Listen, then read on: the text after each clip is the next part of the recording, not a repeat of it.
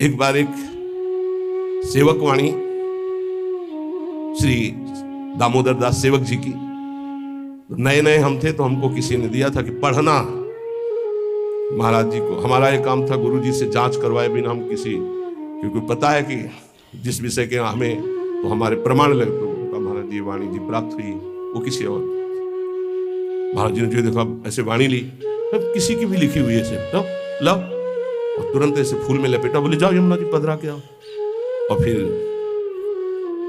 ये वाणी आजीवन के लिए वो बस्ता में बंदी, लेकिन ये टीका जो लिखी हुई है ये पास गुरुदेव से, इसीलिए हम जितने भी साधक अपने, हमारे गुरुदेव ने जो पास किया है अर्थ, ये पूज्य श्री आचार्य चरण का, बस कोई भी हो गुरु से जो पास, बस वही। तो ये ध्यान रखना कि महापुरुषों ने जो टीका की है वो ऐसे अर्थ नहीं लिखा है। गुरुजनों की दृष्टि बहुत पैनी होती है, अपने बच्चे को कैसे बचाते हैं। ये उन ग्रंथों का अर्थ नहीं पढ़ना जिनको ब्रह्म प्राप्त, भगवत प्रेम प्राप्त महापुरुष प्रमाणित नहीं करते, उन ग्रंथों को नहीं पढ़ना बहुत ही भटकाव है। आपको सच्ची बता दें, वाणी जी को अपने अनुकूल करके अर्थ किया जाता है। वो महापुरुष जो क्षमता को प्राप्त है, चाहे गीता हो चाहे भागवत हो, हमारा किसी से अपनेपन वाला बात की बात नहीं कह रहा हूं। आज तक पूज्य श्री हनुमान प्रसाद पोद्दार जी महाराज के संपादन के किए हुए वाणी ग्रंथ में एक शब्द पर कभी संशय नहीं हुआ। आज तक पूज्यपाद उड़िया बाबा के उपदेश में कभी एक शब्द पर संशय नहीं हुआ। पूज्य श्री स्वामी राम सुखदास जी महाराज के एक शब्द पर संशय नहीं हुआ। जैसे पूज्य स्वामी जी का एक छोटी सी पत्रिका निकली थी ग्रंथ में, गुरु के बिना मुक्ति। स्वामी जी ने जो कहा उसके अंतर की बात सुना। स्वामी जी ने के पास इतनी शिकायतें पहुंची, रोना धोना और बड़ा विचित्र कोटि का उस समय जिनके प्रति शिकायत हुई थी। तब स्वामी जी ने सभा में कहा था कि तुम जो सुन रहे हो, ये जगत गुरु श्री कृष्ण की वाणी सुन रहे हो, इसको मानो, इसी से तुम्हें परम पद मिल जाएगा। ऐसे बनाने की जरूरत नहीं है जहां ऐसे शिकायतें आ रही। स्वामी जी किस लक्ष्य को लेकर बोले थे? स्वामी जी किसी संप्रदायवाद को नहीं काटे, स्वामी जी किसी गुरु परंपरा को नहीं काटे। स्वामी जी के शब्द थे उस बनावटीपन के लिए, जो बनावटीपन से ठगा जा रहा है, लोगों के जो चित्तों की श्रद्धाओं का मर्दन किया जा रहा था। जब स्वामी जी के पास शिकायतें पहुंची, तब स्वामी जी ने वो बात कही कि ये जगत गुरु की वाणी है गीता जी, इसको सुनो, स्वीकार करो, जाओ, परम कल्याण ना हो जाए तो बताना, गुरु के बिना मुक्ति। गुरु बनाने की जरूरत नहीं, वचन सुनो, मानो और जाओ।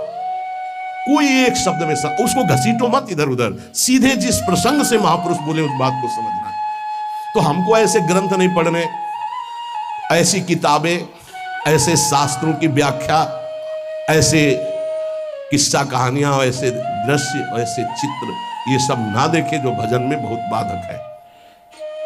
पांचवा, किसी भी बहाने से जिसमें महिलाएं नृत्य करती हो वो दृश्य न देखिए। भले कीर्तन हो रहा है, भजन हो रहा है, लेकिन जिसमें माताएं बहनें नृत्य कर रही, बैरागी को देखने की जरूरत नहीं है। प्योर नौटंकी तमाशा और सीरियल और वेब सीरीज इनकी तो जरूरत नहीं है, बिल्कुल नहीं। कि खाली समय है, हम बड़ा मोबाइल है स्मार्ट, चाहे जितने स्मार्ट बनो, माया से ज्यादा स्मार्ट नहीं हो। वैसी स्मार्ट गिरी में फंसा देगी तुम्हें, ये सारी स्मार्ट गिरी चली जाएगी। बहुत होश में चेटक, नाटक, नाच, तमाशा, ये सब परमार्थ के लिए बहुत हानिकारक है। किसी बाहरी साधक से पूछा कि मोबाइल में आप, बोले बस गेम खेल लेते हैं। अरे यार, गेम खेलना है तो नाम का गेम खेलो, मंत्र का गेम खेलो, हाँ, वाणी जी का पूरा गेम खेलो। क्या शुरू करो उल्टा चतुरासी जी, आज वह देखिए तो प्यारी रंग भरी, छाण दे माननी मान मन धरी, नागरता की उल्टा गेम खेलो। अभी देखो आंसू आने लगेंगे तो ये गेम खेलोगे। अगला सूत्र प्रेम प्राप्ति के, अपनी निरख परख स्वयं करते हुए गुरुदेव से जांच करा ले। अपनी अंतर की वृत्तियों को देख ले, जहां को संशय लगे तो जांच करवा ले कि ये वृत्ति सही है या गलत। जैसे बाहरी लोग आके कराते हैं, अब सबे खड़े ना हो जाए वहां जाके कि एकांतिक तुम वहीं से होने लगे। रोज सत्संग में यही तो जांच परख होती कि आप अपनी जांच कर लो। नहीं तो एक बार कहा कि अपनी दिनचर्या बना के आओ, तो इतने कागज आ गए, हम कब तक हम इनको देखेंगे। दिनचर्या जांच, इंद्रियों का जब विषयों के प्रति आक्रमण होता है, एक वेग होता है, एक आकर्षण होता है, एक ऐसा जिसे तुम रोक नहीं सकते, उस समय तुम्हें जरूर संत संग में हो जाना चाहिए। उस समय बुद्धि काम नहीं करेगी। और जिस समय तुम्हारा केवल बुरा चिंतन बन रहा है, ये उस समय की बात है कि आक्रमण हो चुका है, अब तुम बच नहीं सकते। अब इसको संत संग से मिटाओ तुरंत, तुम अकेले नहीं मिटा पाओगे।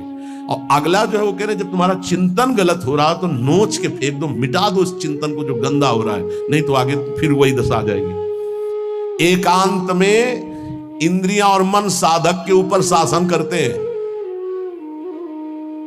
उस समय साधक को अपनी इंद्रिय और मन की रखवारी करना है बस। इसलिए एकांत में भजन बहुत जरूरी है। 10वां, जैसे परीक्षार्थी परीक्षा की तैयारी करता है, ऐसे परमार्थी द्वंद्वों की तैयारी कर ले। मान अपमान, निंदा स्तुति, लाभ हानि, सुख दुख, ये आने वाले हैं, तुम्हें समान रहना है। तैयारी करो परीक्षा की। और ये परीक्षा जब होती तब आप समझ नहीं पाते कि आपकी परीक्षा हो रही, और समझने नहीं दिया जाएगा परीक्षा हो रही। कम से कम परीक्षा में तो बताया जाता है कि कल से पेपर शुरू है, सावधान, तैयारी कर लो। अपने यहां परीक्षा बताई ही नहीं जाती, बाहर निकले से शुरू हो गई परीक्षा। अब तुम्हारे दिमाग में नहीं कि परीक्षा है तो तुम उससे लड़ पड़े, फेल हो गए, नंबर कट गए। बिल्कुल हर समय कभी भी कहीं भी परीक्षा हो रही। ये बहुत बड़े महापुरुष हैं, कह रहे हैं कि जैसे परीक्षार्थी को अपनी परीक्षा की तैयारी करनी होती है, ऐसे परमार्थी को अपनी परीक्षा की तैयारी करनी। क्या? स्तुति, निंदा, मान अपमान, लाभ हानि, शत्रुता मित्र, ये द्वंद्व आएंगे, आपको उत्तर देना इनका, तभी आपकी द्वंद्वातीत अवस्था आएगी। तैयार रहो, रोने की जरूरत नहीं। उसने हमको ऐसा कह दिया, उसने ऐसा किया, उसने, तैयार रहो, परीक्षा हो रही। और उस समय याद नहीं रहता कि परीक्षा हो गई, और जिसको याद रहता है बच के निकल जाता है। बड़े बड़े महापुरुषों को ये परीक्षा देनी पड़ती है, बड़े बड़े महापुरुषों को, ये मत समझो। हाँ, ये द्वंद्व आएंगे, आपको इनकी परीक्षा देनी, परमार्थी हो। और 11वां, इतना भजन कर लो कि तुम्हारे हृदय में मौत का डर खत्म हो जाए, मृत्यु का डर खत्म हो जाए। 2 प्रकार का डर होता है, एक विचार डर होता है और एक होता है सहज डर। सहज डर सबको होता है। सहज डर जैसे अपने लोग सत्संग में एकदम कोई चीख दे एकदम ऐसे हो, इसे सहज डर कहते हैं। ये बड़े बड़े ज्ञानियों को, जीवन मुक्तों को भी होता है, पक्का होता है। जैसे अभी कोई कीक एकदम निकले तो एकदम ऐसे हो जाएंगे, अरे सुरक्षित हो कोई ऐसा, पर ये सहज डर है। और एक होता है विचार डर। भक्तों में, ज्ञानी महापुरुषों में विचार डर नहीं होता। यही बात जो यहां लिखी है, एक बार स्वामी मग्नानंद सरस्वती जी शैनपुर में बट वृक्ष के नीचे कर रहे थे, तो एक विरक्त महात्मा आए थे, ज्ञानी। उनका, स्वामी जी सहज डर कैसे हो सकता है? जब सहज स्वरूप में रहता है ज्ञानी, देह भाव में रहता है, तो सहज डर कैसे हो सकता है? हम आपकी बात नहीं मानते। विचार डर तो होता ही नहीं, लेकिन सहज डर भी नहीं होता। कोई संसारी आदमी वो देह भाव से ऊपर उठे। महात्मा को चौकी लगाओ, वो बड़े सिद्ध पुरुष थे, बड़े, देखो जो भगवत प्राप्त होते बड़े मस्त रहते हैं, बड़े मौजे, उनको किसी की परवाह नहीं होती। एक मस्ती, ऊंची चौकी में बैठा। उनका कह रहे, नहीं महाराज आप नीचे बैठे हैं। बोले, आप इतना सुंदर ज्ञान की बात कहे, आपको चौकी ना मिले, विराजो, बैठ गए। और उनको क्या पता कि सिद्ध महापुरुष लीला हो रही। तो जो शुरू के, तो जो गीध है या जैसे चील है, ये बड़े पक्षी होते हैं। तो एक चील ऐसे बैठा बरगद की सूखी डाल पे, वो खर खर खर ऐसे करते हुए, जो ऐसे आए वो ऐसे हुए, चौकी के नीचे गिरे, चौकी ऐसे हुई, ऐसे गिरे। अरे भाई चौकी संभालो, संभालो, बैठो बैठो महाराज। ये कौन सा डर था? बम तो नहीं गिरा ना? अच्छा, डार गिर रही तो कोई बहुत बड़ी तो गिर नहीं हो, आप देहातीत महापुरुष, डर कौन सा था? हंस दिए। उनका अच्छा अच्छा अच्छा अच्छा, अच्छे तो थे। उनका अच्छा अच्छा, परीक्षा हो गई। बोले, इसे सहज डर कहते हैं, ये सबके ऊपर होता है। सहज डर सबको होता है, पक्का सहज डर। अचानक कोई आवाज हुई, सबको पता है, तो वो एकदम डर जाता है। वो डर नहीं है, वो सहज डर है। और एक है विचार डर। भक्त को विचार डर नहीं होता। तो कह रहे, इतना भजन करो कि मृत्यु का डर खत्म हो जाए। खत्म हो गया मृत्यु का डर, मरने से जो डरने का भय है वो खत्म हो जाए, तब जानो कि अब हमारा थोड़ा भजन रंग लाया है। सबसे पहले मृत्यु का भय खत्म हो। देख लो, परख लगाओ मृत्यु का डर कैसे। अगर आज शाम तक डॉक्टर कहे कैंसर हो गया तो कैसा लगेगा? मृत्यु पर अगर विजय प्राप्त करनी है तो मृत्यु को याद रखना पड़ेगा। ये बात ध्यान रखो। जिसने मृत्यु को याद किया वो भगवान से चित्त जोड़ा, और जिसने भगवान से चित्त जोड़ा वो मृत्यु पर विजय प्राप्त कर लिया। मृत्यु ऐसी लग रही है अब उसका उदाहरण तो कुछ है नहीं, पर ऐसे बता रहे जैसे ब्याह की तैयारी होती तो कैसा होता है, हर दोस्त से हाथ मिलाता है हंसता हुआ, मैं मत फूला घूम रहा है, क्यों? क्योंकि उसका ब्याह होगा। लौकिक उदाहरण परमार्थ में फिट ही नहीं होता, पर वो कुछ फूलन जिसे कहते हैं, उत्साह जिसे कहते हैं, वो ऐसा कुछ समझो जैसे माँ के इकलौते बेटे का ब्याह तय हो गया और बारात की व्यवस्था बिल्कुल फिट तैयारी हो रही, उससे देखो नई साड़ी पहने मार फूली फूली जो घूमती है, नहीं घूमती? इससे असंख्य गुना सुख उस उपासक को होता है जिसको मृत्यु का डर खत्म हो जाता है भजन से। ये ऐसा कि जैसे कि कब वो दिन आएगा जब श्रृंगार करके हम अपनी प्रियाजू के पास होंगे और इस शरीर का व्यवहार खत्म प्रियाजू के पास। धन्य है वो घड़ी जिस दिन प्रियाजू की प्रगट समीपता सेवा की और प्रगट व्यवहार खत्म। इसका ऐसा आनंद होता है जैसे उस माँ को अपने बेटे के ब्याह में, उस बेटे को अपनी पत्नी के मिलन की चाह में जो सुख की एक फूलन होती है, वो तो एक प्राकृतिक है। इससे अनंत गुना फूलन उपासक के हृदय में होती इष्ट से मिलने की, मिले हुए भी अनमिल। अब वो जो मिलन होगा वो निरंतर का होगा, इसलिए कितना आनंद। थोड़ी देर सोचो, अभी बात आ जाए कि चलो भाई निकुंज चलो, कौन कौन तैयार होगा? अभी चलने के लिए तत्काल में तैयार वो है जिन्होंने सर्वस्व त्याग करके एकांत में रोया है प्रियाजू के लिए, वो कह देंगे अभी ले चलो इसी क्षण, क्योंकि उनके सिवा मेरा कोई है नहीं और मैं उन्हीं के लिए तड़प रहा हूं या तड़प रही हूं। ये है मृत्यु के डर पर विजय प्राप्त करना। नहीं तो सच्ची कहते हैं कि अगर अभी आ जाए भगवान की, देखो बाहर भी मान राधा के कुंज के बाहर, चलो बैठो पहले मरो कि चलो, कौन कौन तैयार होगा? तो बहुत कम तैयार होंगे। असलियत में मृत्यु का डर खत्म हो जाए। देखो हाथ किसने उठाया, हिम्मत से उठाया है, और देख लेला। अगर अब डरे तो कच्चे रहोगे, नहीं सच्चे हैं श्री जी के लिए। मुझे श्री जी चाहिए, ये शरीर तो छूटना ही आज नहीं तो कल छूटेगा प्यारे, श्री जी के लिए पक्का। और जिसने हाथ उठाया है बस हिम्मत रखना, चलोगे साथ ही। देखो एक प्रेमानंद ऐसे यहां सोफा में बैठा है और एक प्रेमानंद तुम्हारे दिमाग में बैठा है, देख लो। तुम्हारे दिमाग वाला प्रेमानंद तभी मुक्त होगा जब तुमको मुक्त कर देगा, ये बात पकड़ लेना। एक प्रेमानंद ये बैठा है जो तुमको सोफा में दिखाई दे रहा है, और एक प्रेमानंद तुम्हारे हृदय में, तुम्हारे दिमाग में बैठा है, जिसकी बात पर आप चल रहे हो, वो तभी मुक्त होगा जब तुमको मुक्त कर देगा। ये बात ध्यान रखना। सच्चा गुरु कभी अपने को मुक्त नहीं होने देगा जब तक तुम्हें मुक्त नहीं होने देगा। गुरु बंदी बन जाता है शिष्य के हृदय में, जब शिष्य को भगवत प्राप्ति करा देता है तब वो मुक्त होता है। ये गुरु बनना कोई खिलवाड़ नहीं है, गुरु प्रताप से गुरु का। ये जो तुम्हारे हृदय में प्रेमानंद बैठा है, देखो है कि नहीं, तुम्हारे दिमाग में जो है, तुम्हारे हृदय में, वो तुम्हें जीवन मुक्त करने के लिए बंदी बन गया तुम्हारे हृदय में। वो तभी मुक्त होगा जब तुम्हें मुक्त कर देगा। तो जितनी जल्दी तुम मुक्त होगे उतनी जल्दी वो मुक्त होगा। वो गुरु मोक्ष स्वीकार नहीं करता, पहले शिष्य का। कौन सा गुरु? ध्यान रखना, जो तुम्हारे हृदय में बैठा हुआ। ये हम जानते हो किसकी बात कर रहे हैं? श्री ज्ञानदेव जी की, श्री एकनाथ जी की। इन बड़े बड़े महापुरुषों के वचनों में जब स्वाध्याय पूर्व में किया था तभी पकड़ा था कि गुरुदेव शिष्य के हृदय में तब तक बंदी बन के रहते हैं जब तक उसका परम कल्याण नहीं कर देते। तो मृत्यु का डर खत्म हो गया है, तो जान लो कि अब हम निकुंज में इतना भी डर नहीं है, इतना कि अब शरीर छूटेगा, शरीर का डर नहीं। डर एक है हमारे अंदर, वो हमने फिर बताया था कि कभी कोई ऐसी बात ना हो कि धाम से बाहर हो जाऊं या प्यारी जी को भूल जाऊं, बस यही एक डर है और कोई डर नहीं। और इसी डर के लिए आचार्य और गुरु से भीख मांगते रहते हैं, याचना करते रहते हैं। हम सब जिस समय संध्या आरती होती तो एक दोबारे कहते हैं, बिसरी हो ना बिसारी हो यही दान मुहि देहु, श्री हरिवंश के लाडिले मोहि अपनी करी ले। कभी मैं आपको भूलूं नहीं, और आप भी कभी कभी याद करने की मेरी दासी है, मेरा निज जन है। बस यही अपने लोग संध्या आरती में रोज प्रार्थना करते हैं, बिसरी हो ना बिसारी हो यही दान। पहला निरंतर नाम जप, प्रभु से प्रार्थना करना कि किसी के प्रति हमारा दोष दर्शन हो। दूसरा, अपने गुरु प्रदत्त नित्य दिनचर्या को यथावत करना, आलस्य प्रमाद न करना। तीसरा, कुसंग से दूर रहना। चौथा, बुरी किताबें, किस्सा, कहानियां या ऐसी टीकाएं न पढ़ना जो हमारे अंदर भ्रम पैदा कर दें। पांचवा, नाच तमाशा, चेटक, नाटक, चित्र और ऐसे दृश्य, ऐसे सीरीज आदि ना देखे जिससे हमारा मन विषयों में चला जाए। छठवां, अपनी निरख परख करके गुरुदेव से अपनी जांच कराते रहना।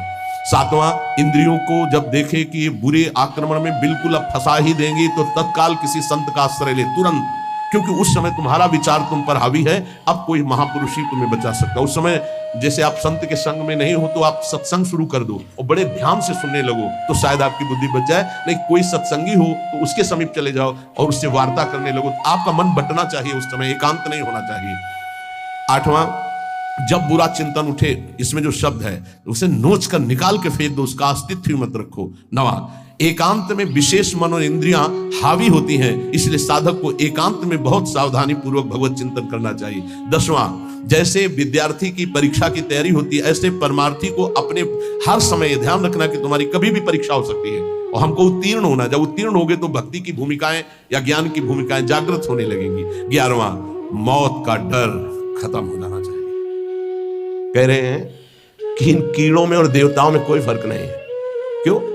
प्रारब्धानुसार कीड़ा भी अपने भोग को भोग रहा है, देवता भी भोग को भोग रहे हैं। देवता कोई नवीन कर्म करके भजन थोड़ी कर रहे हैं, अपने पूर्व पुण्यों को भोग रहे हैं। तो कीट प्रायः समस्त प्रवर सुरगणा, ये प्रवर माने होता श्रेष्ठ। श्रेष्ठ जो देवता लोग हैं हमारी दृष्टि में कीड़े से ज्यादा नहीं है। क्यों? क्योंकि जैसे कीड़ा अपना प्रारब्ध भोग रहा है, ऐसे देवता अपने प्रारब्ध भोग रहे हैं। शुभ कुछ नहीं है उनके पास, नवीन कर्म नहीं, जितना रुपया जमा है उसका भोग कर रहे हैं। जैसे बढ़िया होटल है, हर व्यवस्था है, आपका पेमेंट है तो आप भोगिए हर भोग। जिस दिन पेमेंट खत्म हो धक्का मार के बाहर कर दिए जाओगे। ऐसे ही स्वर्ग से धक्का मार के गिरा दिया जाता है। उसके गले में एक माला पड़ी होती है, वो माला नित्य नवीन सुगंधित रहती है जब तक उसको स्वर्ग में रहना है। और जहां माला कुम्हलाई तो पता चला कि पुण्य नष्ट हो गए। अब उसको भारी वियोग, उसका विमान छिन जाएगा, उसका महल छिन जाएगा, उसको अप्सरा जो मिली थी वो सब भोग सामग्री एक क्षण में हटा के, देव शरीर से हटा के भ्रष्ट कर दिया गया। फिर मृत्यु लोक में क्या बनेगा कि कीड़ा पतिंगा क्या बनेगा वो भगवान जाने। इसीलिए कह रहे मेरी दृष्टि में कीड़े से और देवता से समानता जब करते हैं तो बराबर नजर आता है। वो अपने प्रारब्ध का भोग भोग रहा है, अपने प्रारब्ध का। बोले मनुष्य का उदाहरण कि मनुष्य श्रेष्ठ है देवताओं से।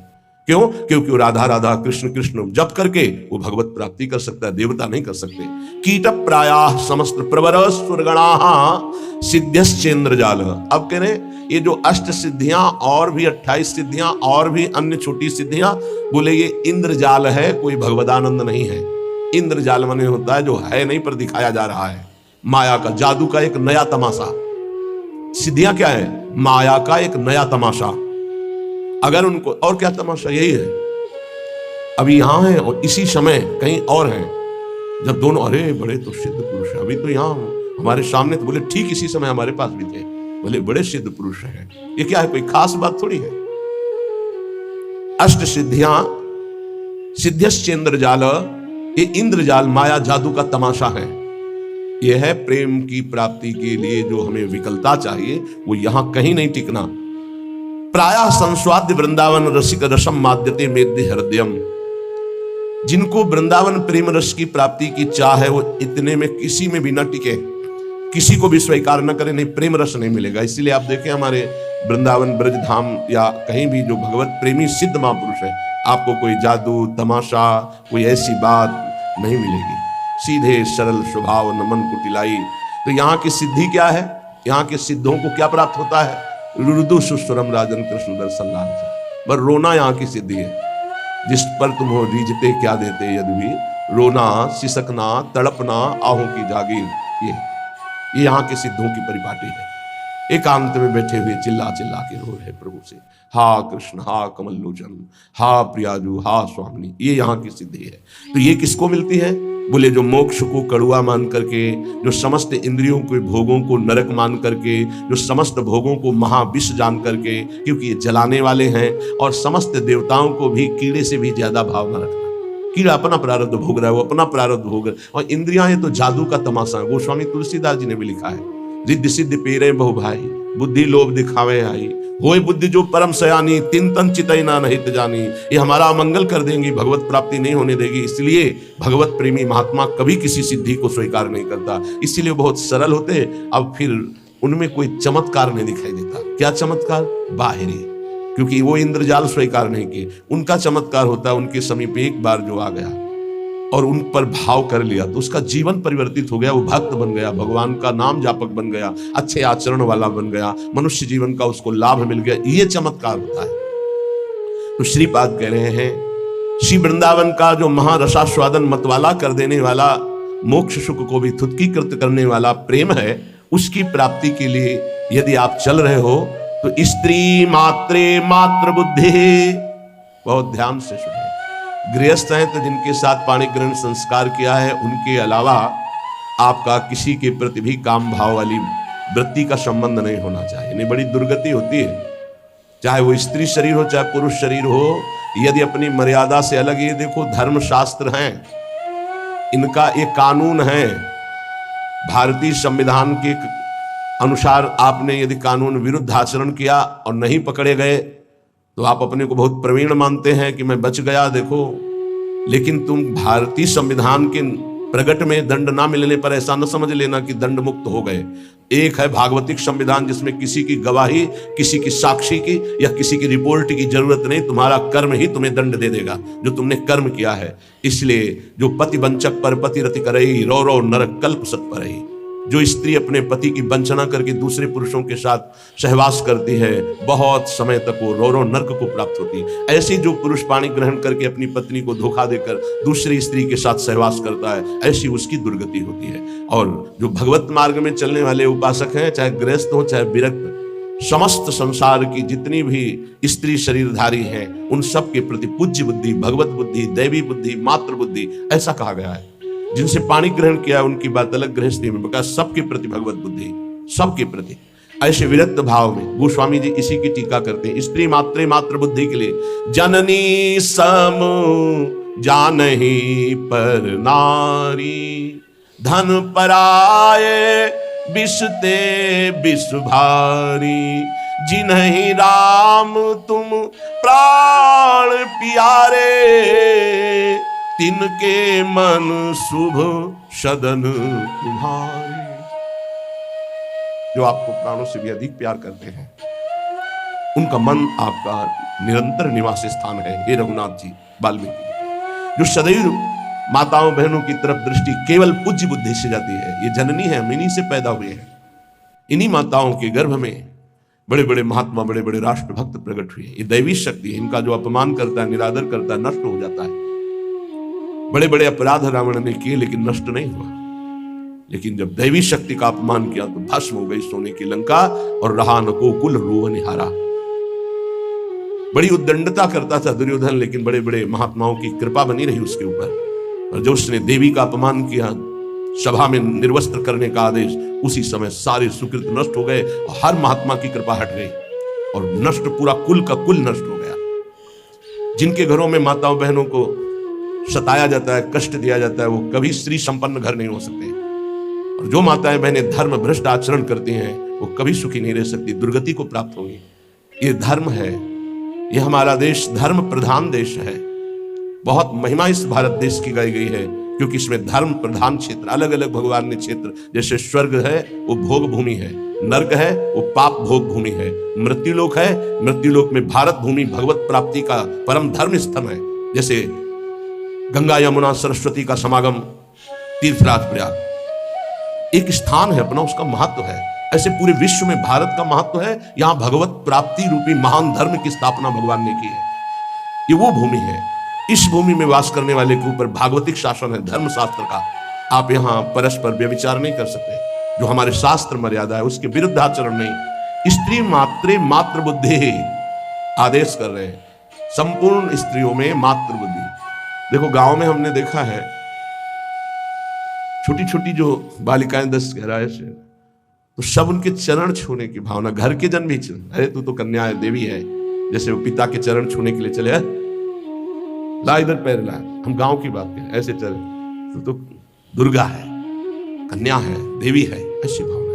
नवरात्रि में पवाया जाता है ना आराधना करके, तो उनके प्रति वही बुद्धि रखो जो नवरात्रि में बुद्धि रखते हो कि ये तो सब नवीन अवस्था की बच्चियां दुर्गा स्वरूप है, देवी स्वरूप है। तो वैसे ही स्त्री मात्रे मातृ बुद्धि, ये सब जगदम्बा है, हमारी श्री जी की निज सखियां हैं। इनके चरणों में वंदना करे तो प्रिया जो से प्रेम हो जाएगा, और इनके प्रति दोष भाव करे तो नरक की प्राप्ति होगी। ऐसे ही स्त्री शरीर को चाहिए पुरुष शरीर के प्रति भगवत भाव रखना। गोस्वामी तुलसीदास जी ने लिखा है, मध्यम परपति देखई कैसे, भ्राता पिता पुत्र निज जैसे। अपने बराबर का देखा तो जैसे हमारा भाई हो तो कैसा हमारा भाव रहेगा, छोटा देखा तो पुत्र हो तो कैसा भाव रहेगा, और पिता के समान जो वयोवृद्ध बड़े हैं उनके प्रति पूज्य भाव रहता है। तो माता बहनें कैसे पुरुष को देखती, भ्राता पिता पुत्र निज जैसे, और पुरुष कैसे देखते हैं, बोले जननी समझाने पर नारी। जो बड़ी माता बहनें वो साक्षात माँ है, जो छोटी हो साक्षात दुर्गा है, नवीन कन्या रूप, उनके चरण स्पर्श करे। जहां पाणी ग्रहण है वहां अर्धांगिनी भाव, स्त्री मातृ बुद्धि, समस्त चराचर जगत की ये प्रेम प्राप्ति के लिए आदेश दे रहे श्रीपाद। स्थिर चर निखिल प्राणी उपास्य बुद्धि, चाहे जड़ हो चाहे चैतन्य हो, उसमें गौर से देखो राधा वल्लभ लाल जी की भावना करते हुए। तो राधा वल्लभ लाल जी दिखा देंगे, कह रहे स्थिर चर निखिल प्राण उपास्य बुद्धि, ये क्रूरापि पापिनो न च सताम संभाष्य दृश्याश्चर्य सर्वान वस्तुतया निरीक्ष परम स्वाराध्य बुद्धिर्मम, मेरे आराध्य देव चर चर में विराजमान है।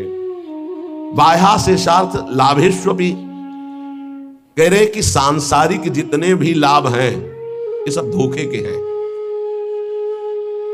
समझना है, केवल समझना है, कर्तव्य पालन करना है, पर यह समझना है कि ये कोई लाभ नहीं है, धोखे का लाभ है। 1 अरब रुपया बैंक में जमा है आपके पास, बढ़िया मकान बना है, पूरे जीवन भर मेहनत की, खूब छल कपट जैसे भी बना, सब व्यवस्था कर ली, अब मरने का समय आ रहा है। अब वो कब आएगा ये तो पता नहीं, किसी का कभी भी आ सकता है, जवानी में आ सकता है, बुढ़ापे में आ सकता है, बाल्यावस्था में। यहां जो कह रहे हैं कि बाह्या से सार्थ लाभेश्वपि, जितने भी सांसारिक लाभ है वो सब बेकार हैं, बाह्य हैं। कैसे बेकार हैं, हमारे तो इतने बैंक में जमा है, इतने मित्र हैं, इतनी फैक्ट्री, ये ठीक है। फाइनल में आओ, अब आपका शरीर छूटने वाला है, अब आपके पास क्या जाएगा, हुआ ना सब बेकार। तो क्या करें, ना कुछ करें, नहीं, अपने कर्तव्य का पालन करो धर्मपूर्वक। धर्मपूर्वक किया हुआ कर्तव्य तुम्हारी रक्षा करेगा, तुमसे पापाचरण नहीं होने पाएंगे, तुम्हें बचा लेगा। और नाम जप करोगे ये धन तुम्हारे साथ जाएगा।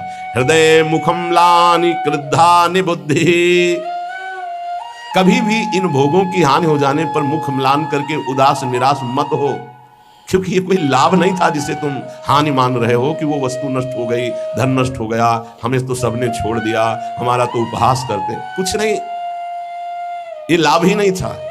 यदि नाम जप कर रहे हो तो भगवान तुम्हारे हैं, तो तुम्हें शोक कैसे आ सकता है। यहां मना कर रहे, हृदय मुख म्लानि निकृद्धा निबुद्धि, अय बुद्धिहीन, किसी भी हानि में तो उदास मत हो। ये कोई हानि है, तो बोले हानि फिर किसे कहते, बोले हानि हरिवंश के नाम अंतर परे। अगर आप राधा राधा जप रहे हो, कृष्ण कृष्ण जप रहे हो, श्री हरिवंश राधा वल्लभ श्री हरिवंश, कोई भी हानि हो गई, उदास होने की जरूरत नहीं है। मेरे स्वामी ने 1 सेकेंड में पलक झपकते अनंत ब्रह्मांड रच दिए, वो जब जैसा चाहेंगे कर देंगे, जोई जोई प्यारो करे, सोई मोई भावे, मुझे निराश या मुख म्लान करने की जरूरत नहीं। देह स्त्री वित्र पुत्रादिषु नहीं, बहुत पवित्र बात करें, देह तुम्हारी और स्त्री और पुत्र और वित्त अर्थात धन पुत्र स्त्री शरीर ये तुम्हारा न, ये नहीं है तुम्हारा, नहीं, कैसे नहीं है, तो सब फाइनल में आओ, ये शरीर जाएगा तुम्हारे साथ, नहीं, पत्नी नहीं, पुत्र नहीं, बैंक बैलेंस नहीं, तो कह रहे देह स्त्री वित्त पुत्र आदिश नहीं। इसलिए ममधीर मित्र बुद्धि, अपनी बुद्धि को बचाओ, इनसे ममता ना होने पावे, इनमें भगवत भाव करो। स्वशत्रु पीड़ायाम समन्तात, कोई कितनी भी पीड़ा दे उससे दुश्मनी ना होने पावे। क्यों, क्योंकि मुझे भगवत प्राप्ति करनी है ना, और भगवत प्राप्ति उसी को होती विश्व में जिसका एक भी दुश्मन नहीं होता। ध्यान दो, ये जन्म बहुत दुर्लभ है, कितना एक एक बात को एकदम अलग अलग करके बता रहे हैं। तुम्हारे पास धन है, स्त्री है, पुत्र है, मकान है, बड़े मित्र हैं, फाइनल में तुम्हारे पास कुछ नहीं है। राधा राधा नाम जप करो, है, अब तुम्हारे पास है, नाम जप है। साधु संग, हाँ ये तुम्हारे पास है। वाणी गायन, हाँ ये ठीक है। दूसरों की परोपकार भरी सेवा, हाँ है तुम्हारे पास संपत्ति है, ये जाएगी आपके साथ। मम धी माने बुद्धि, मम माने मेरा, इनको कभी मेरे भाव से स्वीकार मत करो कि मेरी पत्नी, मेरा पुत्र, मेरा धन, मेरा मकान। तुम्हारा शरीर भी तुम्हारा नहीं है, ये छूट जाएंगे यही, तो क्या भाव करें इनसे, भगवत भाव। इनमें जो पावर है वो सब में भगवान बैठे हैं, ऐसा भाव करोगे तो ये भाव तुम्हारा उद्धार कर देगा, संसार में फंसने नहीं देगा। और स्वशत्रु पीड़ायाम समन्तात, शत्रु भाव रखकर कोई हमसे कितनी भी हमें पीड़ा दे, हमको उससे शत्रु भाव नहीं होने देना, क्योंकि मुझे भगवत प्राप्ति करनी है। अगर एक से भी शत्रु भाव हो गया तो भगवत प्राप्ति में बाधा पड़ जाएगी, ये पक्की बात है। अगर कोई तुमसे दुश्मनी करता है, यद्यपि बहुत कठिन है, कि वो सामने से कटु वचन बोले, हम हाथ जोड़ के निकलना पड़ेगा, क्योंकि तुम्हें महान पद में जाना है, तो हाथ जोड़ना पड़ेगा तुम्हें। देखो यहां भी किसी पद में अगर जाना होता है तो हाथ जोड़ने पड़ते नहीं पड़ते? गांव का प्रधान बनना है ना, तो पूरे गांव के घरों में जाते हैं। वैसे तो कभी रामकृष्ण हरि नहीं बोलते, पर वैसे जब वोट का समय आता है तो भैया ऐसे हाथ जोड़ते ना। फिर और बड़े बड़े पद, और ये तो परम पद है, इसमें पूरे विश्व का वोट चाहिए। हरिवंश नाम लीन जे अजात शत्रुते सदा, प्रपंच दंभ आदि दे तहां कछु न पेखे। सेवक जी महाराज कह रहे हैं, अगर भगवत प्राप्ति करनी है तो पूरे विश्व में कोई भी एक शत्रु नहीं, शत्रु पैदा ही नहीं हुआ। अजात शत्रु भक्त होता है, उसका शत्रु ही नहीं, तो क्या उसकी दुश्मनी या कोई उससे द्वेष नहीं करता, कोई उसको गाली नहीं देता, कोई अपमान नहीं करता? नहीं होता, रोज होता है। पर उनमें भगवत भाव किया है, मेरे प्रभु क्यों वो तो ऐसी बात कर रहा है, ऐसी चेष्टा कर रहा है, ऐसे नहीं। 100 रूप में प्रभु आकर के, सैकड़ों रूप में प्रणाम करके सम्मान बढ़ा रहे, तो 2-4 रूप में आकर उसका बैलेंस ठीक कर रहे हैं। बड़े कृपालु है। अगर आपको गुस्सा आ गया तो आपने प्रणाम का भोग स्वीकार किया है, तो फिर आपका परमार्थ रुक जाएगा। क्या बात है, कितना सुंदर भजन है, कितना इनका यश है, कितनी कीर्ति। एक तो ये हुआ, और दूसरा ये हुआ गाली गलौज अपमान, ऐसी मुद्राएं जो क्रोध भरी, जो द्वेष भरी। तो ये ना जाए कि गाली गलौज करने लगे, लड़ने लगे, आपका परमार्थ रुक जाएगा। वो चाहते ही हैं माया के पार्षद कि आप थोड़ा बोलिए, आप थोड़ा लड़िए उनसे। नहीं लड़ना, क्या करना है, और हाथ जोड़ के सर झुका के निकलना है। कल कुछ प्रेमी जन आए हुए थे संत वेश, तो उन्होंने कहा कि यदि हमारे गुरु को कोई निंदा करता है तो फिर हम उसके साथ क्या व्यवहार करें? आप कहते हैं सब में भगवत भाव करो, क्या उसमें भी भगवत भाव करें? तो देखो ईमानदारी से देखो, तो क्या उसमें भगवान नहीं है क्या? आप ना तो नहीं कर सकते ना। जब सर्वम खलमिदम ब्रह्म, जब वासुदेवा सर्वम, तो उसमें भी तो है। हमको क्या करना है? पहले उसमें भगवत भाव करना, अपने को सोचना है कि मेरी गुरु निष्ठा की यहाँ परीक्षा ली जा रही है। मेरे गुरुदेव की अवहेलना और निंदात्मक वचन बोल करके भगवान मेरी गुरु निष्ठा की परीक्षा ले रहे हैं। जैसे पार्वती जी के पास सप्तऋषियों को भेजा था, ऐसे मेरे पास इस निंदक को भेजा है। तो निंदक को प्रणाम किया और दूरी बना लिया, और अंदर से प्रसन्न रहे कि हे गुरुदेव, आपकी निष्ठा में कोई फर्क नहीं पड़ेगा, परीक्षा लेके देख लो। वो गुरुदेव का भेजा हुआ परीक्षक है हमारा, वो गुरुदेव का निंदक नहीं है। जैसे सप्तऋषियों को महादेव जी ने भेजा पार्वती जी के पास, अरे मुंडों की माला धारण करते हैं, चिता की भस्म लगाते हैं, इसके लिए तुम तपस्या कर रहे हो? ना उनके घर है ना द्वार है, बरगद के पेड़ के नीचे रहते हैं, अरे उदासीन रहते हैं। ऐसे दूल्हे की क्या जरूरत? दूल्हा दिलाए हम वैकुंठनाथ, जहाँ बड़े बड़े पार्षद भगवान की सेवा में लगे हुए लक्ष्मी जी चरण चाप रहे। पार्वती जी को गुस्सा आया था क्या? नहीं, उन्होंने कहा कि आप बढ़िया उपदेश कर रहे हैं, माना कि महादेव अवगुण भवन, माना आपकी बात, विष्णु सकल गुण खान, ये भी माना, लेकिन जाकर मन जैसन रमे देते ही सन। हमने तो वर्ण कर लिया है भगवान शिव को, कोटि जन्म लगर हमारी वरुण शंभुनता रहो। क्या निष्ठा माता जी ने प्रकट की। मैंने तो वर्ण, आप जो कह रहे हो ठीक है, ऐसे ही होना चाहिए गुरु निष्ठा कि आप जो कह रहे हो आपकी बुद्धि, मेरे तो परब्रह्म है अंदर, उससे बोलना नहीं, अंदर मेरे तो परब्रह्म परमात्मा है। फिर हम ना उसकी बात सुनते हैं, ना उसकी तरफ देखते हैं, ना उससे द्वेष करते हैं। स्वशत्रु पीड़ायाम समन्तात सुखमती रमितानंद वृंदावनेस्तु। मैं सर्वदा सुख मगन रहूंगा, किसी से द्वेष नहीं करूंगा, किसी से अपनापन नहीं करूंगा, और वृंदावन का आश्रय लेकर प्रिया प्रीतम के प्रेम में मगन रहूंगा। जिसे प्रेम प्राप्ति करनी है, जो श्रीपाद प्रबोधानंद जी कह रहे हैं, एक बहुत बड़े महापुरुष कह रहे हैं कि नंबर 1, ये इस बात सहने के लिए निरंतर नाम जप चाहिए। जो अभी तक आपने सुना, मोक्ष कड़वा लगने लगे, समस्त इंद्रियों भोग नरक के समान लगने लगे, समस्त भोगों में विष दिखाई देने लगे कि ये तो पूरे तीनों शरीरों को नष्ट करने वाला है, गंदा करने वाला है। और हृदय से हमारे कि इंद्रियों का जो विलास है ये तो नरक तुल्य है, लेकिन सिद्धियां भी ये माया का जाल है। नहीं चाहिए मुझे कोई सिद्धि, मुझे भगवत प्रेम चाहिए। भगवत प्रेम प्राप्त करने के लिए समस्त संसार की स्त्री शरीरों में जगदम्बा बुद्धि होना अनिवार्य है, और समस्त स्थिर और चेतन जड़ चेतन में भगवत बुद्धि होना अनिवार्य है। अपना शरीर, अपनी पत्नी, अपना पुत्र, अपना धन, अपना मकान, ये अपना नहीं है, अंतिम में छूट जाएगा। ये वैराग्य बुद्धि होना अनिवार्य है। फिर भगवत भाव का प्रादुर्भाव तभी होता है जब पूरे संसार में किसी से भी हमारी दुश्मनी ना हो। अब ये सब कैसे होगा? तो बोले नंबर 1, निरंतर जो नाम जप करता हुआ मालिक से प्रार्थना करता रहता है। मालिक कौन? अपने इष्ट से, कि हे प्रभु मुझे ऐसी सामर्थ्य दो कि कोई भी विषय मुझे परास्त न कर पावे, और पूरे संसार में मेरा किसी से भी द्वेष न हो। अद्वैष्टा सर्वभूतानाम, गीता जी भी कह रही, अद्वैष्टा सर्वभूतानाम, किसी भी भूत प्राणी के प्रति हमारा द्वेष दोष भाव ना हो। पहला, निरंतर नाम जप और प्रभु से प्रार्थना। इसमें लिखा है मालिक से प्रार्थना, अपने स्वामी श्री हरि से, इष्ट से प्रार्थना कि मुझे ऐसी सामर्थ। प्रार्थना में बहुत सामर्थ है। अरे बहुत सावधानी की जरूरत है। किसी के प्रति जरा सा भी दोष चिंतन, जो भजन जिनका एक तार चलता है, बड़ी बाधा खड़ी हो जाती है। श्री रूप गोस्वामी जी लीला चिंतन कर रहे हैं, उसमें दिखाई दिया कि प्रियाजू पुष्प चयन कर रहे, ये पुष्प थे, तो लालजू गोदी में उठा लिए। प्रियाजू ऐसे पुष्प का गुच्छा ले रहे, एक हाथ से डाल पकड़े हुए। लालजू ने देखा कि सुरक्षित डाल पकड़े प्रियाजू नजदीक की छोटी कुंज में, तो छोड़ दिया। तो प्रियाजू ऐसे और लालजू आनंदित हो रहे।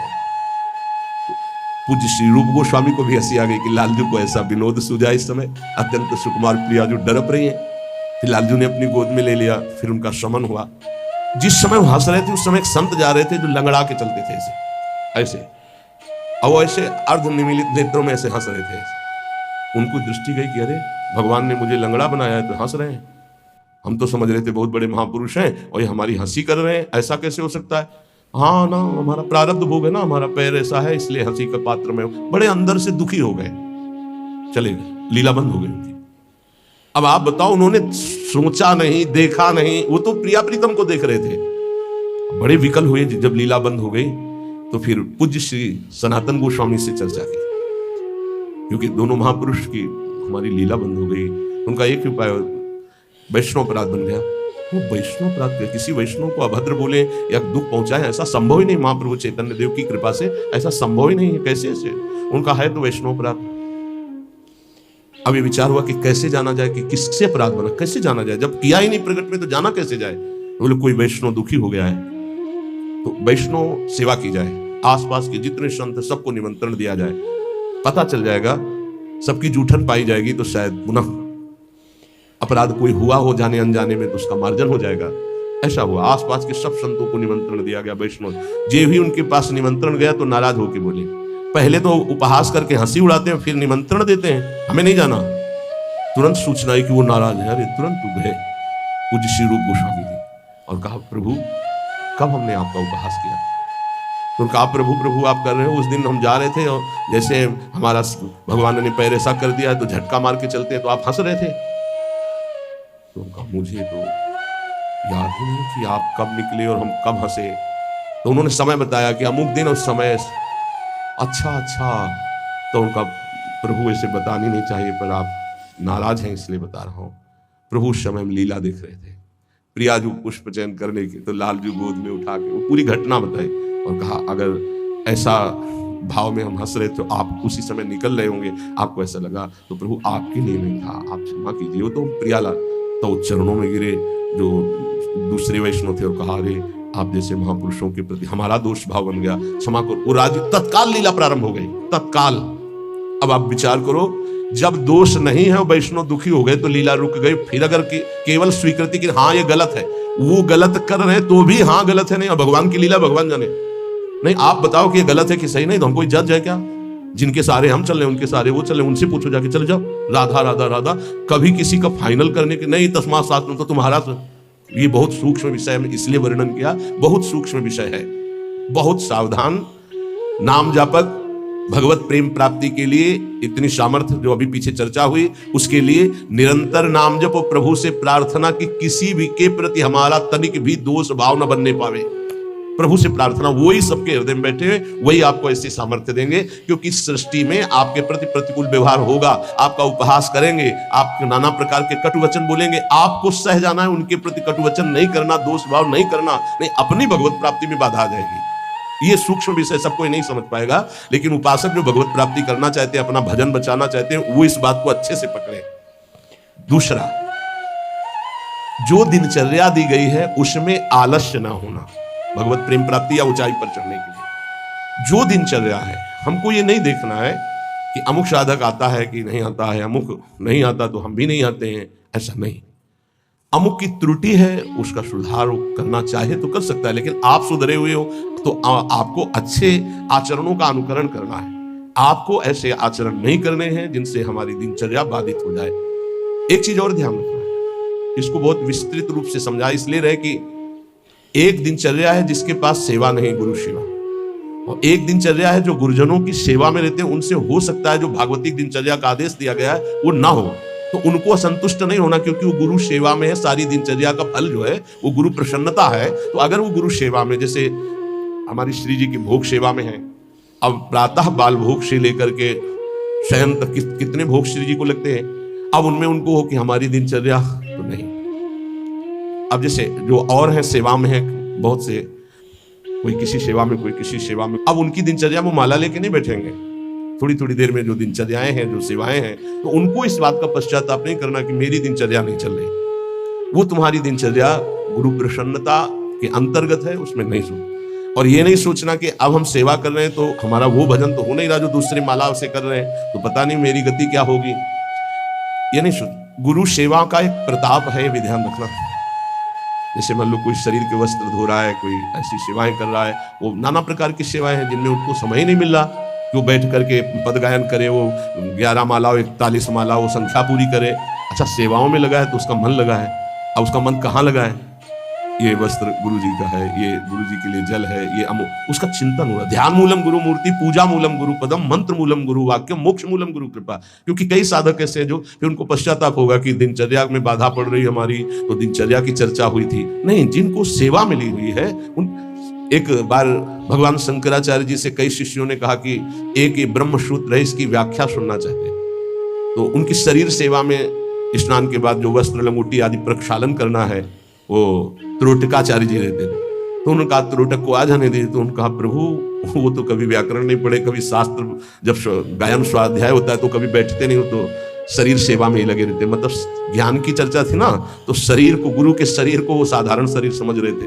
उनका अच्छा ऐसी बात है, आ जाने दो उसको। जब आ गए तो बोले खड़े हो, इस ब्रह्म सूत्र की व्याख्या करके बताओ।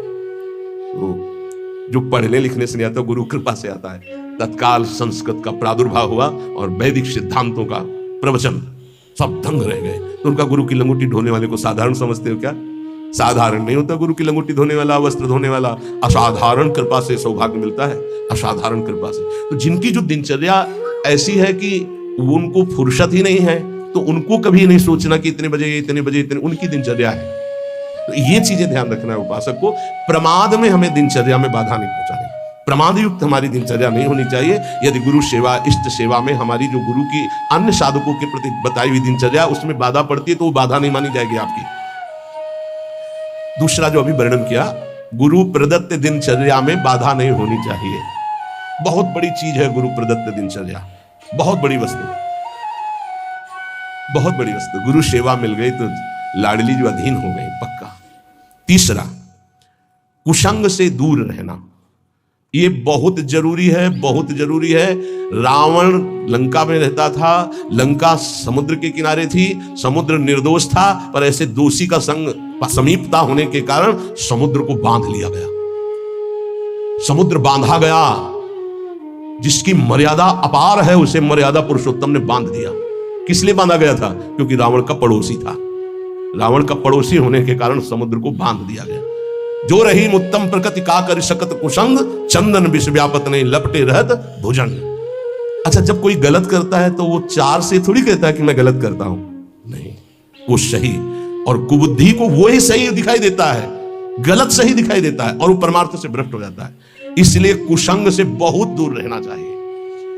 सत्संग और कुसंग का कैसे पहचान करोगे कि हमारा कुसंग हो रहा है, हमारा सत्संग हो रहा है या कुसंग हो रहा है, कैसे पहचान करोगे? तो संतों ने कहा है, जाके संग कुमति मति उपजय करत भजन में भंग, जिससे देह भाव पुष्ट होने लगे, भगवत भाव नष्ट होने लगे, वैराग्य भाव नष्ट होने लगे, राग पुष्ट होने लगे, भजन छूटने लगे, संसार अच्छा लगने लगे, नाम छूटने लगे और ध्यान अच्छा लगने लगे।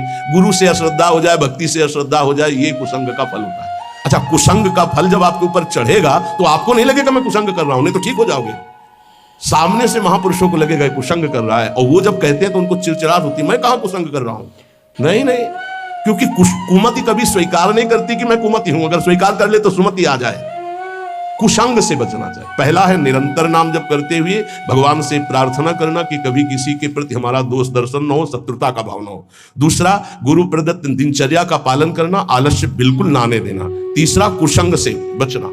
और चौथा, उन ग्रंथों से, उन प्रवचनों से, उन किस्से कहानियों से, उन चित्रों से बचना चाहिए जिनसे हमारा भगवत भाव नष्ट होता है। जैसे कल एक प्रसंग में प्रश्नकर्ता कह रहे थे कि हमको उपदेश मिला है कहीं से, बस श्वासों के आने जाने पर ध्यान दो, बस इसी से परम पद मिल जाए। यार श्वासें तो वैसे ही चल रहे हैं, आने जाने के ध्यान का मतलब क्या रहा? श्वासों के आने जाने का ध्यान दो कि खाली तो नहीं जा रहे हैं। हर में राधा वल्लभ श्री हरिवंश राधा राधा राधा। जैसे कल आपसे कहा था नाम रूप लीला धाम से हटा दे, वो कुसंग होता है। वो बेचारा, पर हमका थोड़ी श्रद्धा है हमारे प्रति। बोले श्रद्धा ही तो लाई है आपके पास, तो हमका आज से राधा राधा नाम जप कर, और प्रभु का जो रूप ध्यान में तुम्हारे प्रिय लगे, राम रूप, कृष्ण रूप, हरि रूप, जो भी, तुरंत ध्यान कर, उनके ध्यान में लग। ये बिहारी जो राधा रमन, जो राधा वल्लभ, जो साक्षात भगवत प्राप्ति के लिए ही तो विग्रह रूप धारण करके प्रकाशित हो रहे। कभी कभी जिसे हम सत्संग समझते हैं वो कुसंग बन जाता है। इसको ध्यान से सुनना। इसीलिए रोज सत्संग में घुमा के आ जाती है बात कि इष्ट मिले और मन मिले, मिले भजन रस रीति। अरे भगवान शिव नाम जप करते हैं, सनकादि नाम जप करते हैं, वो परमात्मा निराकार है, साकार है, सगुण है, निर्विशेष, पूरा का पूरा आपको समझ में आ जाएगा। फिर उनको समझाया कि गुरुदेव साकार है कि निराकार? जो उपदेश किए थे, बोले साकार है। प्रणाम करते हो? हाँ। माला पहनाते हो? हाँ। तो गुरुदेव की पूजा हुई कि नहीं? बोले हाँ हुई। तुमका गुरुदेव मूर्त है कि अमूर्त? बोले मूर्त। तुमका मूर्ति पूजा हुई कि नहीं? बोले हाँ हुई। तुमको फिर काहे परेशान हो? समझे में नहीं आता है। अरे भाई, बहुत संभल के, बहुत संभल के। शास्त्रों में जो लिखा उसको समझने के लिए बहुत पवित्र बुद्धि चाहिए। परमात्मा निराकार भी है। कैसे निराकार है? देखो आकार खंबे का इसमें है कि नहीं? और जब भावना किया प्रहलाद जी ने कि है, तो निकल पड़ा ना नरसिंह रूप में, तो है ना साकार। वो निराकार रूप से सब जगह हो, पुकारो तो साकार रूप होकर अभी दिखाई दे। वो साकार भी हो, निराकार भी है। यहां जल है, इस वायुमंडल में जल है। देखो बोला कहां गीला हुआ। और एक मशीन है, जो उसको ऑन करके रखो तो एक कमरे में 3.5 लीटर 4 लीटर पानी 4-5 घंटे में निकल जाता है, और कमरे में कहीं बूंद नहीं है। बस मतलब जल है, वाणी है। वाणी का मतलब आकाश शब्द है, वायु है, अग्नि तत्व है, इन सब कुछ विराजमान है। लेकिन निराकार दिखाई दे रहा है ना? कहां दिखाई दे रहा? सब साकार रूप में आ जाता है। वही साकार है, वही निराकार, कुछ अंतर नहीं। सबके हृदय में आकार, ये देखो बाहर, और अंदर बैठा हुआ है निराकार। और पुकारो तो आकार रूप के लेके आ जाएगा। राम मर्यादा पुरुषोत्तम कमल नयन रूप धर करके वही आ जाए। वही रूप है, वही अरूप है, कोई अंतर नहीं। सब ज्ञान हो जाता है नाम जब से, सब ज्ञान। पर बचो ऐसे उपदेश से जिससे भजन ही ना हो पावे। ऐसी ग्रंथ हैं, ऐसे जैसे भगवान श्री कृष्णचंद्र जी ने गीता जो लिखी है, आप भगवान की वाणी को अपने भावना के अनुसार समझ लिए, लेकिन संपूर्णतया तो भगवान ही समझावे तो समझ पाओगे ना। सोई जाने जे देव जनाई। निंदा स्तुति के विषय नहीं है, पर यह बात है कि पूज्य श्री स्वामी राम सुखदास जी महाराज इतनी सरल भाषा में गीता जी का स्वरूप प्रकाशित किया कि मुझे लगता है कि अपने जैसे मंद बुद्धि वालों को भी भगवान की दिव्य वाणी समझ में आए। स्वामी जी का अवतार इसी बात के लिए हुआ था, गीता जी के लिए, श्री स्वामी राम सुखदास जी, कि साधारण से साधारण आदमी गीता के गूढ़ शब्द को, राष्ट्र को जान जाए। इतना बड़ा विस्तार से अमृत दे दिया गीता जी के भाव का। और ज्ञानदेव जी महाराज, एकनाथ जी महाराज, आद्य गुरु भगवान शंकराचार्य, जो बहुत से बड़े बड़े महापुरुषों ने गीता जी की टीका, हमें लगता है वो इन महापुरुषों की टीका के बाद अब हमको और कौन सा ज्ञान जानना बाकी रहेगा।